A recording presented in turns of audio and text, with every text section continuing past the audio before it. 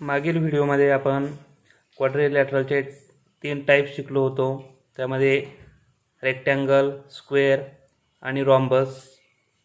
त्याच पद्धतीने आपण त्या तीनही टाईप्सच्या प्रॉपर्टीज सुद्धा आपण पाहिल्या होत्या। तर आपण त्या प्रॉपर्टीशी रिलेटेड आज एक्झाम्पल सोडवणार आहोत। त्यामध्ये फर्स्ट एक्झाम्पल आहे पहा, P is the point of intersection of diagonal of rectangle ABCD। त्यामध्ये फर्स्ट क्वेश्चन आहे, if length AB is equal to 8 centimetre then length DC is equal to question mark.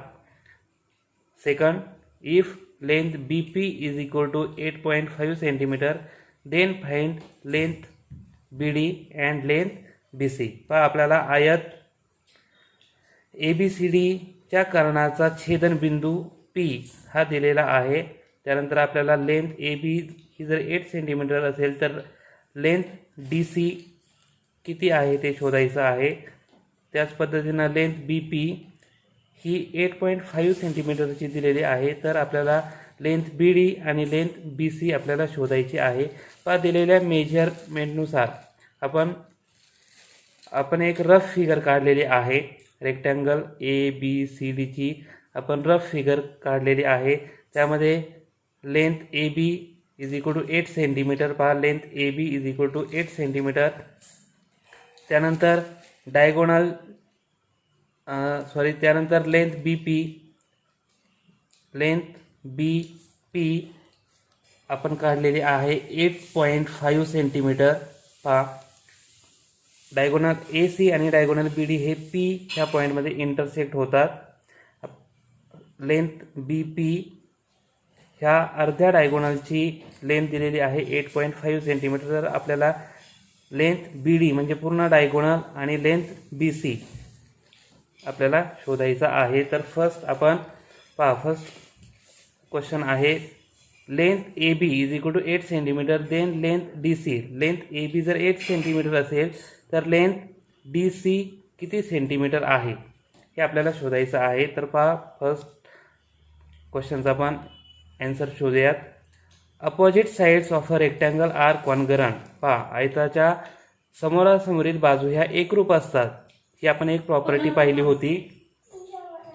त्यामध्ये पहा, मग लेंथ AB आणि length DC ह्या रेक्टँगलच्या opposite sides आहे। त्यामध्ये एका बाजूची लेंथ आहे 8 सेंटीमीटर, म्हणजे दुसऱ्या बाजूची सुद्धा लेंथ असेल 8 सेंटीमीटर। पहा, आपण प्रॉपर्टी लिहिलेली आहे, opposite sides of a rectangle are congruent. आयताच्या समोरासमोरील बाजू ह्या एकरूप असतात। Therefore length DC is equal to length AB। Length DC आणि लेंथ AB ह्या इक्वल असणार आहेत आणि लेंथ AB आहे 8 सेंटीमीटर, म्हणून लेंथ DC सुद्धा असणार आहे 8 सेंटीमीटर। त्यानंतर सेकंड क्वेश्चन पहा, if length BP is equal to 8.5 centimetre then find length BD and length BC। तर पहा, यामध्ये लेंथ BP ही 8.5 सेंटीमीटरची आहे। आपल्याला लेंथ BD म्हणजे पूर्ण डायगोनलची लेंथ शोधायची आहे। पहा, आपण ही प्रॉपर्टी सुद्धा पाहिलेली होती, diagonals of a rectangle bisect each other. आयताचे कर्ण हे परस्परांना दुभागतात। तर पहा, डायगोनल BD आणि डायगोनल AC हे दोन्ही डायगोनल P ह्या पॉईंटमध्ये इंटरसेक्ट झालेले आहेत, म्हणून डायगोनल AD चे सुद्धा 2 इक्वल पार्ट तयार झालेले आहेत आणि डायगोनल AC चे सुद्धा 2 इक्वल पार्ट तयार झालेले आहेत। त्यामध्ये डायगोनल BD यामध्ये लेंथ BP आहे 8.5 सेंटीमीटर। जर आपल्याला पूर्ण डायगोनलची लेंथ काढायची असेल तर BD या डायगोनलची लेंथ BPच्या कशी असणार आहे, दुप्पट असणार आहे। म्हणून पहा, प्रॉपर्टी आहे, diagonals of a rectangle bisect each other. आयताचे कर्ण हे परस्परांना दुभागतात। देअरफॉर म्हणून length BD is equal to 2 into length BP। Length BD ही लेंथ BPच्या कशी असणार आहे, दुप्पट असणार आहे। म्हणून 2 इंटू लेंथ BP आहे 8.5 सेंटीमीटर, म्हणून 2 into 8.5 is equal to 17 centimetre. पूर्ण डायगोनलची लेंथ BD आपल्याला मिळालेला आहे 17 सेंटीमीटर। आता त्यामध्येच पहा आपल्याला लेंथ बी सी म्हणजेच रेक्टँगलची लेंथ आपल्याला विचारली आहे. लेंथ बी सी ही किती आहे? तर पहा त्यामध्ये triangle B C D is a right angle triangle. Triangle B C D हा जो आहे तो राईट अँगल ट्रायंगल आहे, म्हणजेच काटकोन त्रिकोण आहे. आणि आपण त्यानुसार मग आता आपण पायथागोरसचा थेरम वापरणार आहोत.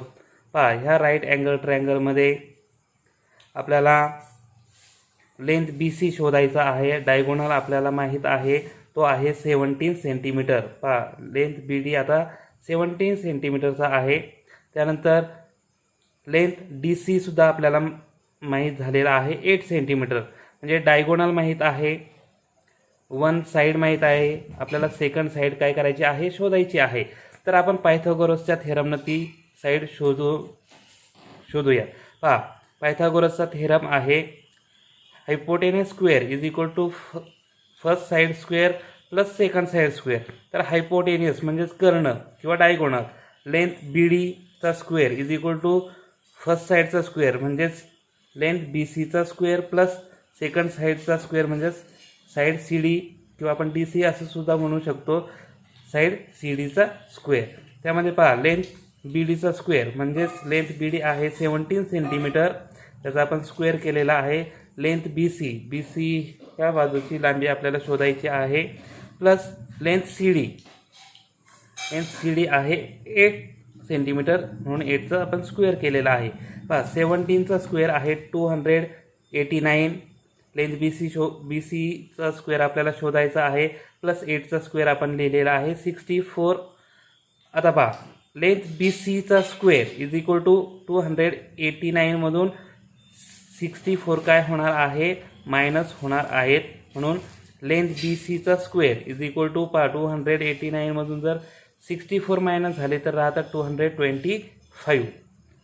देअरफॉर लेंथ बी सी पहा आता लेंथ बी सी आपल्याला मिळणार आहे. आपण 225चं काय घेणार आहोत? स्क्वेअर रूट घेणार आहोत. 225चं स्क्वेअर रूट आहेत 15.